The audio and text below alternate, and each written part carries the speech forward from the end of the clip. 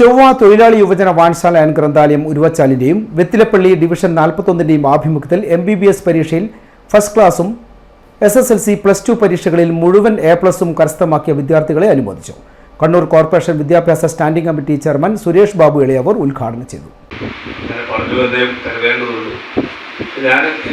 ഈ വായനശാലയിൽ പ്രത്യേകിച്ചും വായനശാലയുടെ പേര് തന്നെ ഒരു പ്രത്യേക പേരാണ്. പൊതുവെ കേട്ടുകേൾവിയില്ലാത്ത ഒരു പേരാണ് ഈ വായനശാല. തൊഴിലാളി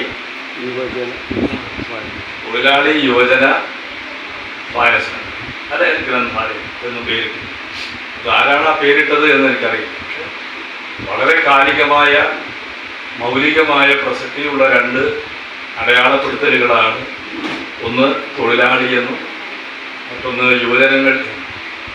സമൂഹത്തിൻ്റെ രക്തചംക്രമണം നടത്തുന്നത് ഒരുപക്ഷെ യുവാക്കളായി. അതുപോലെ തന്നെയാണ് തൊഴിലാളികൾ.